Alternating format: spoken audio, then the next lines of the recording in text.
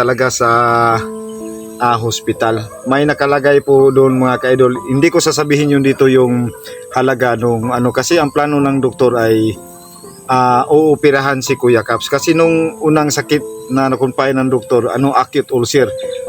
Tsaka yung pangalawa mga tol, tsaka mga ka-idol, yung gallstone, yung kagaya sa akin.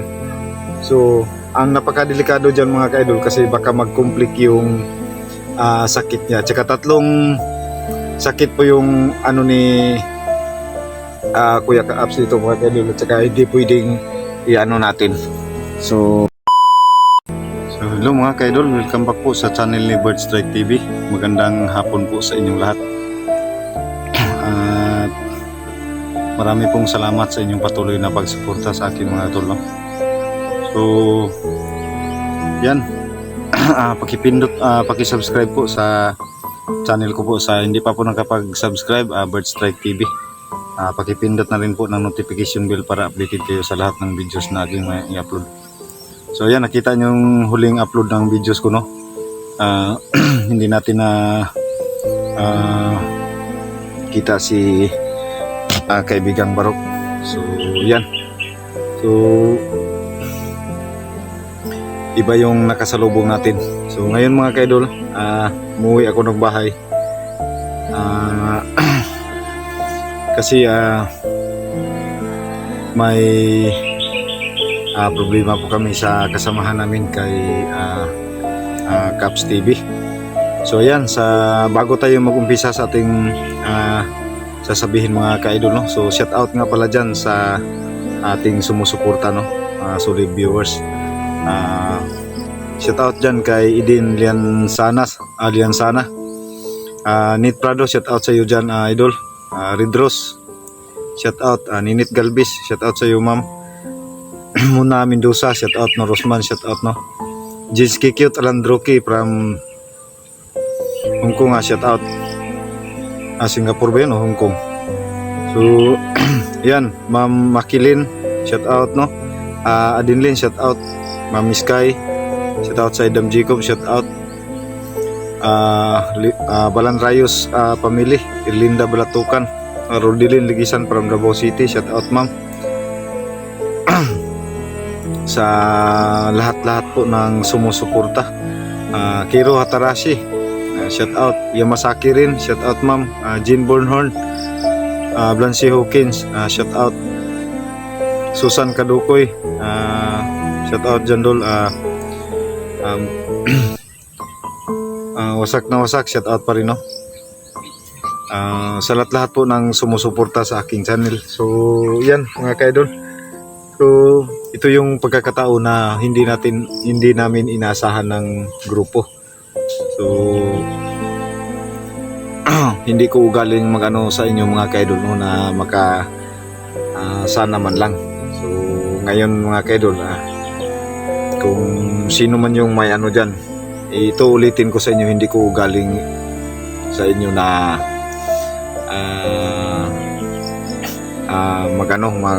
paano ng tulong.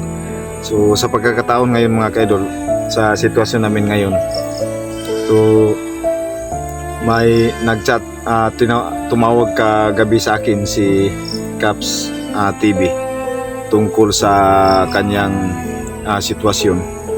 So nakakaawa yung ni Caps TV mga ka-idol talaga.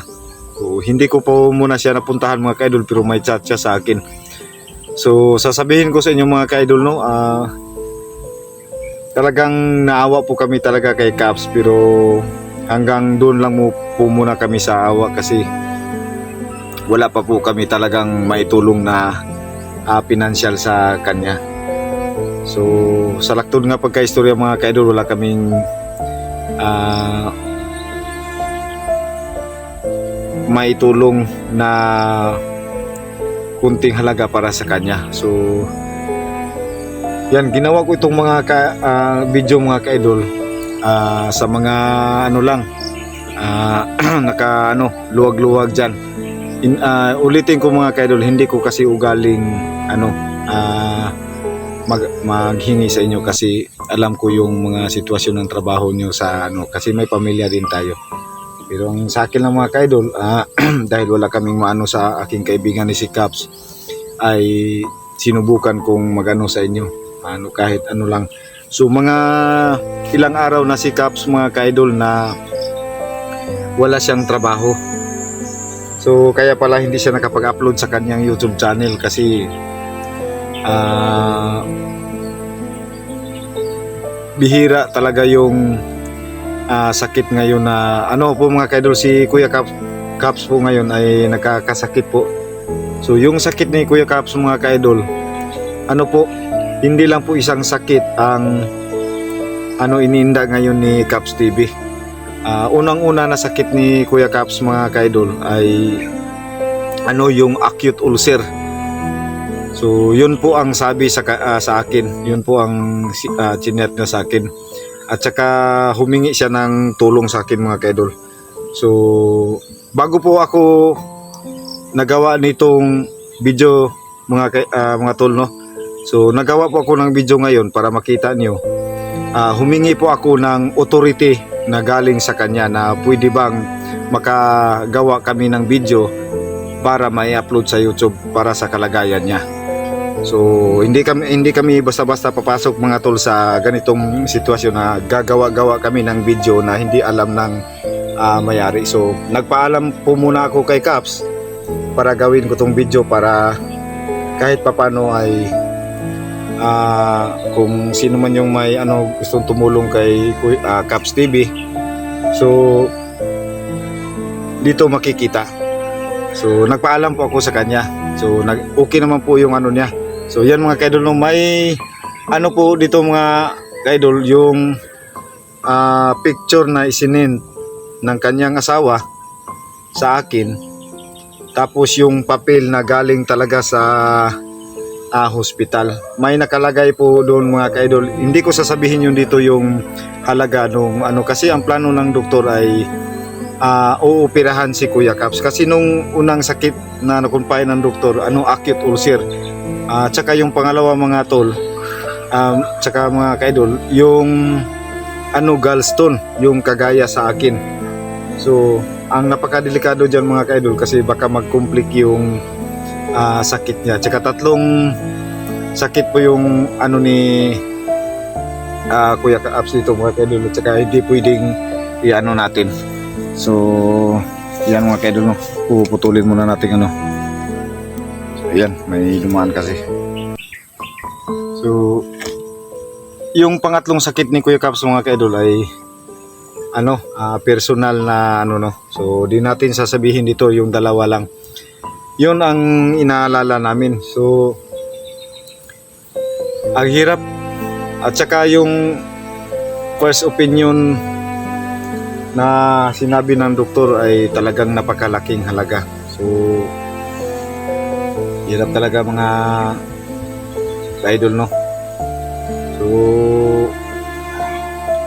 alam niyo po mga ka-idol ay talagang hindi ko talaga ugaling magano sa inyo kasi nakakahiya po, pero para sa kaibigan, para makatulong din naman ako, ay kakapalan ko na po yung mukha ko kung sa meron lang na nasa may puso lang, may lang na nakaluwag-luwag na pwede makatulong kay Kuya Caps kahit sa pagkain lang po muna.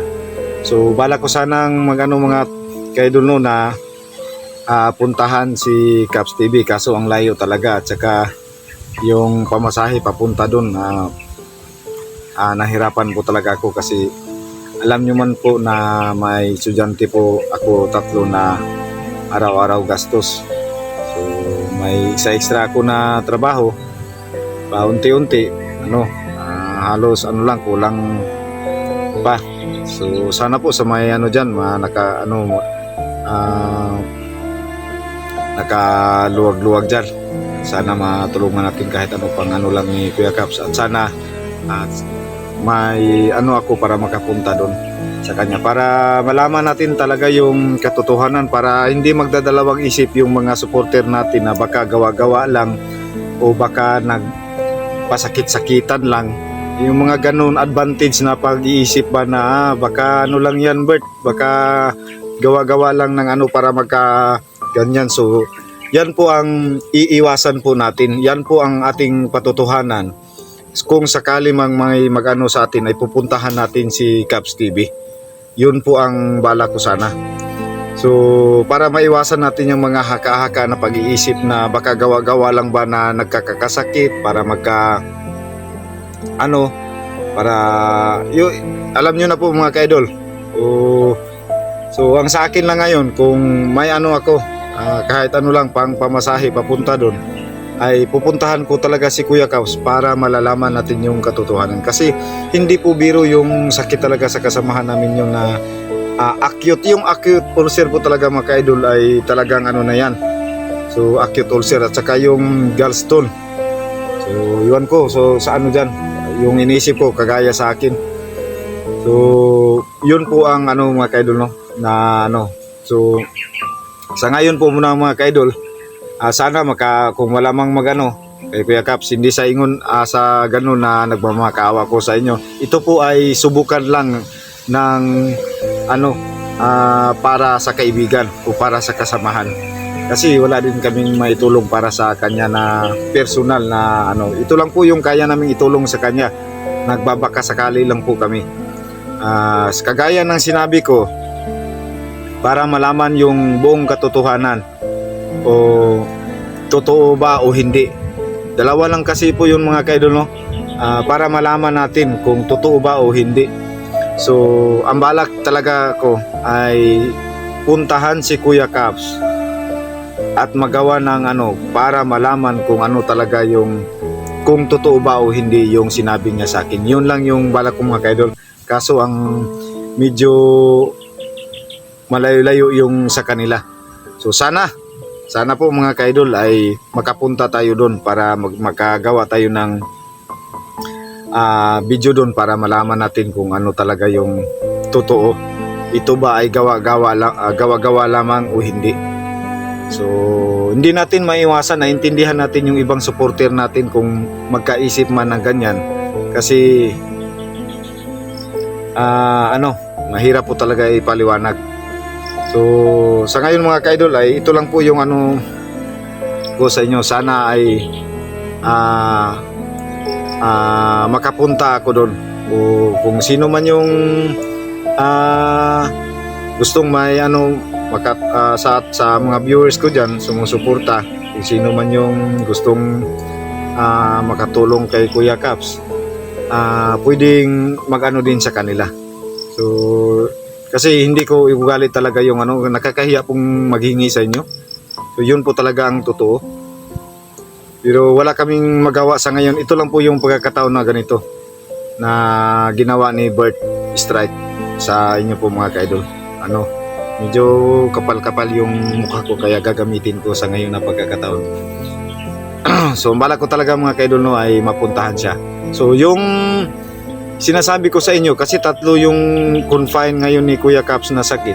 So yung pangatlo niya sakit mga ka-idol, hindi ko sasabihin dito sa video na to. Pwede nyo akong i-PM para ma-personal nyo akong matanong kasi komplikado po talaga. So yan, sana po mga ka-idol no sa dyan sana ako po ay makapunta kay Caps TV sa kanilang pamamahay. Lang po yung mga ka-idol ay intindihin nyo na lang po yung mga sinasabi ko dito. At pasensya na rin po sa abala sa inyo, pasensya sa disturbo, pasensya sa mga ganong bagay na hindi nasahan na dumarating sa ating buhay. So hindi po ito mga ka-idol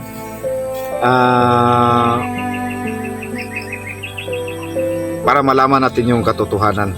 So yan, thank you so much mga ka-idol no, para po sa kaibigan. So yung isinin sa akin na picture ni Kuya Caps at saka yung papel na galing sa doktor, ilalagay ko mamaya sa sa thumbnail para makita talaga ninyo. So hindi gawa-gawa yun at saka yun talaga yung sabi ni Kuya Caps. At saka may pa siya, yung mga combo namin doon, pwede ko yung isama paglagay doon sa thumbnail para malaman yung katotohanan. So ayan, God bless po sa inyo mga ka-idol. Maraming salamat po sa inyong patuloy na pagsuporta. At sana po hindi kayo magsawang sumuporta sa amin, sa aming team. Ulitin ko mga ka-idol, subscribe sa aking channel Bird Strike TV, paki-like and share po, at saka pakipindot ng notification bell para updated kayo sa lahat ng videos na aking may upload. At saka yung pag no skip ads po, malaking tulong po yun sa aming nag-umpisang nakapag-vlog. So paki-subscribe sa aking channel, sa aking kapatid Ephraim TV. Sa lahat-lahat po ng kasamahan ko, sana po kung ano man yun yung suporta nyo na ibigay sa amin ni Ephraim, sana po ganun rin sa aming mga kasamahan. So yan, God bless po sa inyong lahat. Maraming salamat po.